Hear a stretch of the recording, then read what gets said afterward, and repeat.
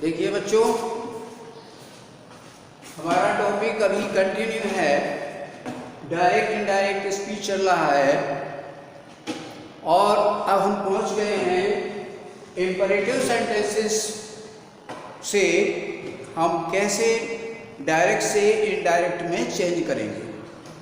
देख रहे हैं इंपरेटिव सेंटेंसेस। इंपरेटिव का मतलब समझ रहे हैं, आज्ञा सूचक वाक्य होते हैं जिनसे एडवाइस दी जाती है, ऑर्डर है, रिक्वेस्ट की जाती है आदि। इस तरह के वाक्य जब होंगे स्पीच से तो हमें इनडायरेक्ट कैसे बनाना है वो आज हम पढ़ेंगे। पहचान याद रखेगी, याद रखना है, पहचान याद रखना है।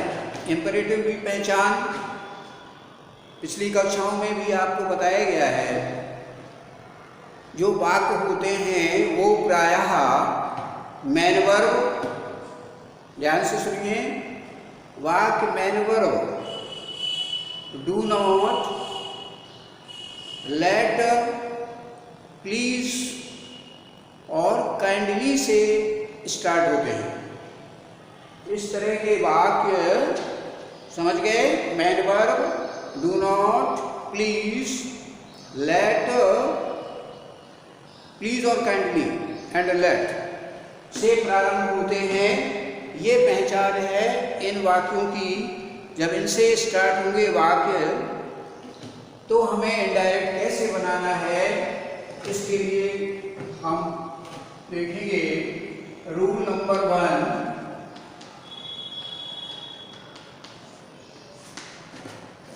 पहली बात, जब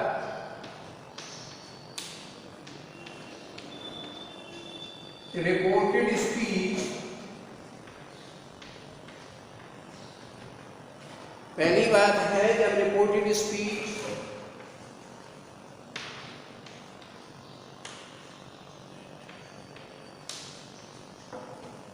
मैन वर्ब से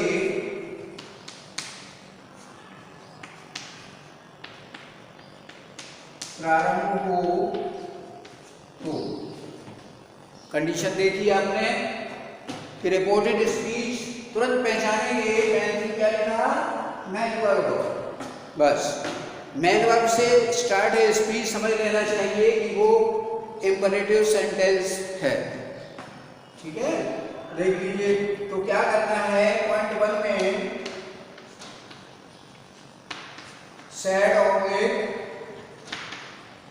सैड टू को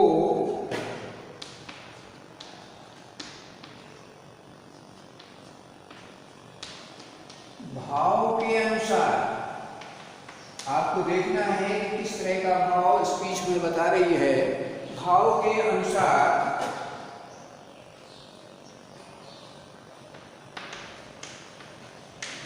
एडवाइज, ऑर्डर्ड,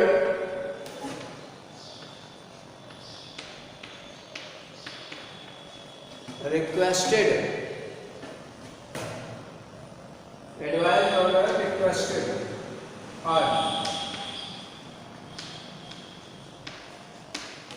में बदल देते हैं। ठीक है,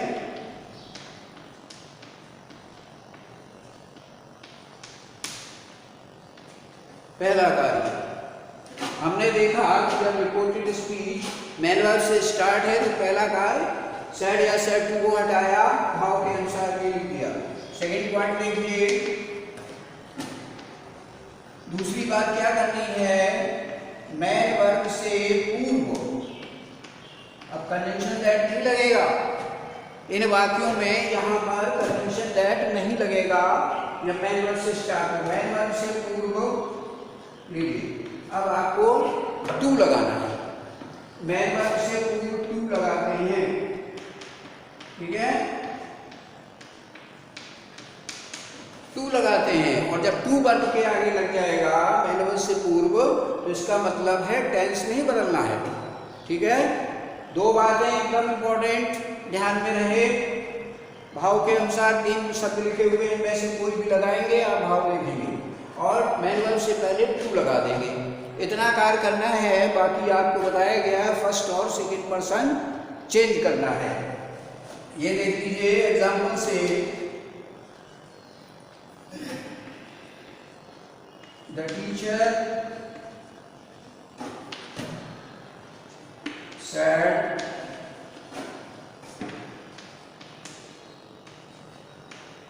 to the students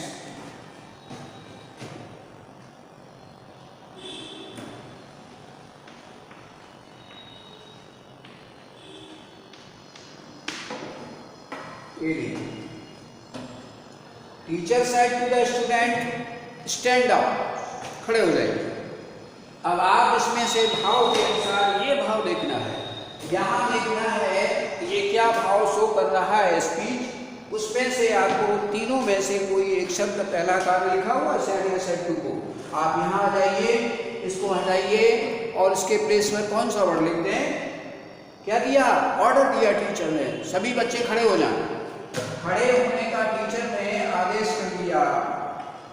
the teacher ordered the students, नीचे बदल गया, ठीक है, ऑर्डर्ड द स्टूडेंट्स। पहला कार्य फिनिश, पॉइंट नंबर 1 फिनिश हो गया। फिर कहा गया है सेकेंड पॉइंट में कि मैन वर्ब से पूर्व टू लगा दें। देखिए मैन वर्ब स्टैंड अप लिखा होगा, स्टैंड, यहाँ पर टू लगा दें, आगे कुछ नहीं बदलना है, to stand up, full stop, सारी कॉमा हटा के फुल स्टॉप। देख रहे हैं 2 पॉइंट थे, दोनों बातें आपके सामने क्लियर। और देख लेते हैं example number 2। Mohan said to me,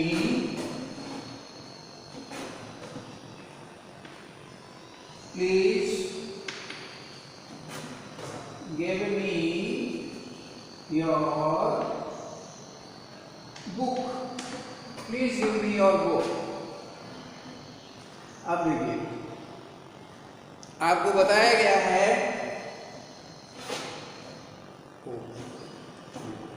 please ये दिया गया है, अगर वाक्य में प्लीज लिखा हुआ है तो फिर हमें सेड को रिक्वेस्टेड में बदल देना है।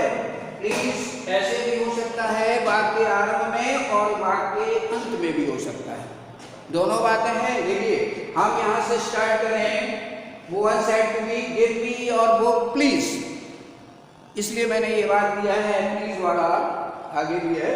तो ये बात के अंत में और वाक्य स्टार्टिंग में दोनों जगह हो सकता है प्लीज, इसलिए आपको देखना है। प्लीज हटाएंगे, रिक्वेस्ट की जा रही है, इसलिए सेड को हटा के रिक्वेस्ट दिया, रिक्वेस्टेड मी, ये लीजिए। और बताया प्लीज हट गया और उसी के प्लेस पर बताया गया मैन वर्ब से पहले टू लगाया, टू गेव। अब देख लीजिए 2 पर्सन लिखे हुए हैं, मी एंड योर, तुरंत आप देख लीजिए फर्स्ट पर्सन और ये रहा सेकेंड पर्सन। तुरंत याद आए फर्स्ट पर्सन चेंज करना है तो we go to the subject of the reporting verb. कहाँ जाते हैं? रिपोर्टिंग वर्ब के सब्जेक्ट पर। और जब सेकेंड पर्सन बदलना है तो रिपोर्टिंग वर्ब के ऑब्जेक्ट के अकॉर्डिंग बदलना है। अब हम मी के प्लेस पर किसको ले जाएंगे? मोहन को, और मोहन मीन्स बताया गया है ही, और ही का ये क्या हटा रहे हैं? ऑब्जेक्ट हटा रहे हैं, इसलिए ही का ऑब्जेक्ट लीजिए, मी का है हो गया। और ये रहा पजेसिव, सेकंड पर्सन है, पजेसिव है, फौरन आप ऑब्जेक्ट पर जाए, मी लिखा है, आई मी माय, पजेसिव है तो पजेसिव आपको लिखना है, माय लिख दिया एंड देन देखिए ये है कंडीशन। थर्ड नंबर है he said to me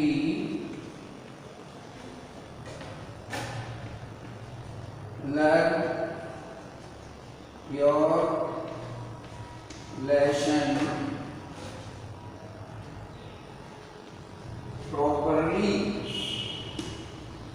ये learn your lesson, lesson properly. अपना पाठ ठीक से याद करो। क्या किया इन्होंने? सजेस्ट किया है, राय दी है राय कि अपना पाठ ठीक से याद करो। राय का मतलब क्या ले जाएं? एडवाइस। सेट टू के प्लेस पर लिखेंगे हम एडवाइस। पहला नंबर एडवाइस मी, और दूसरी बात लिखी हुई है मैन वर्ब से पहले टू लगा के, टू लीव। फिर देख लीजिए सेकंड पर्सन आया है, पदेश्य लिखा हुआ है, मी का पदेश्य लिख लीजिए, वो sorry learn, to learn my lesson properly, to learn my lesson properly. तो ये रूल नंबर 1 था। रूल नंबर 1 के पश्चात रूल नंबर आ गया है सेकेंड। अब हम देखेंगे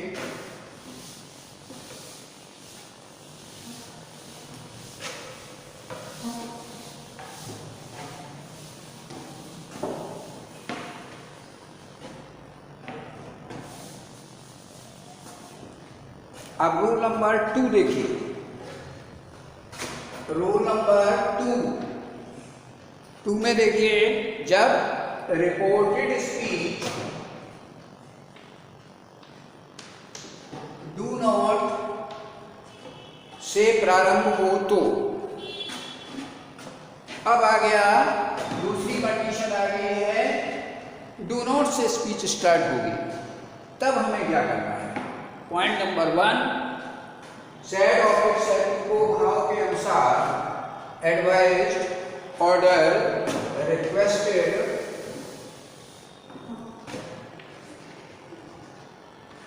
फॉरबिड,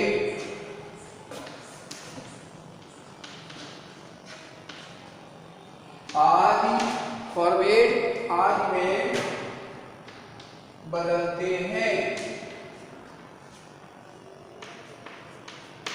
अब देखिए ये जो शब्द लिखा गया है फॉरबिड, आपको इसी मिला हुआ है FORBAD, इसके फॉर्म आपको आने चाहिए। फॉरबिड होता है फर्स्ट फॉर्म, फॉरबिड मीन्स होता है मना करना, फॉरबिड मीन्स है मना करना।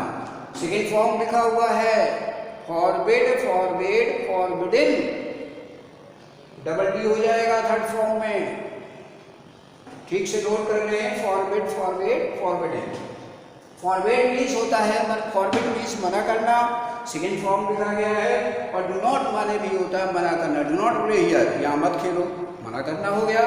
तो इसलिए ये फॉरबिड का यूज करना डू नॉट के लिए इंपॉर्टेंट होगा।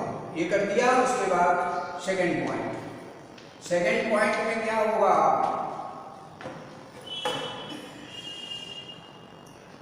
डू नॉट को हटा देते हैं। ठीक है, डू नॉट हट गया। तीसरे पॉइंट में देखें, यदि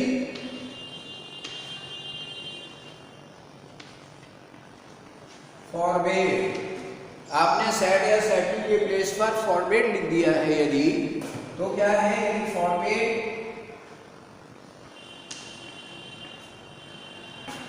फॉरबिड का प्रयोग किया है कहां पर? रिपोर्टिंग पर की जगह पर, तो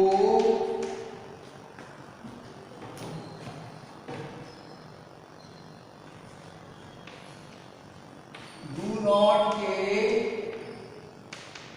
स्थान पर डू नॉट हटाना है।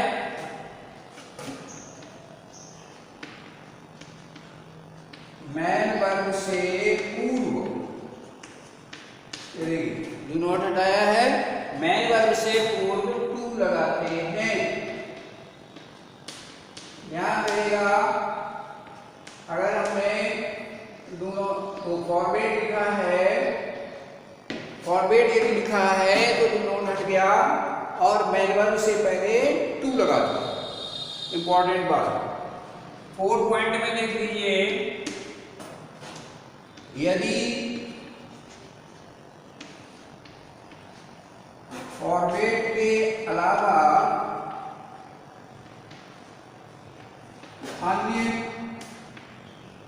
अन्य कोई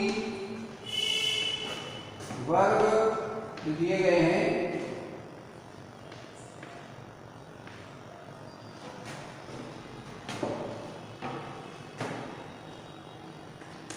अन्य कोई वर्ब लिखते हैं तो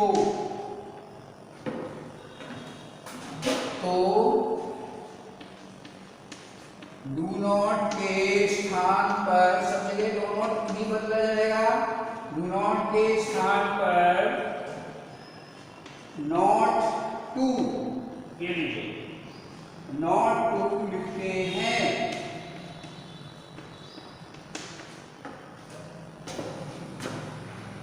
देख लीजिए, ये है 4 थिंग्स, बहुत ही इंपॉर्टेंट। सीधी सी बात याद रखिए, यदि स्पीच डू नॉट से स्टार्ट है तो सीधी बात आप फॉरवर्ड लगा दें,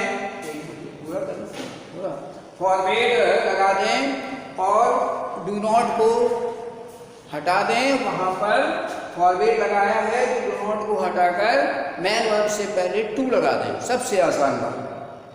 यदि आपने ऊपर में से फॉरवर्ड के अलावा किसी रिपोर्टिंग वर्ब को यूज किया है तो फिर आपको डू नॉट की जगह पर नॉट टू लिखना है। सीधी सी बात याद रखें, फॉरवर्ड हटाएं और वो फॉरवर्ड लिखें और डू नॉट की जगह टू लगा दें इस वाक्य में। अब अगले वीडियो में देख रहे हैं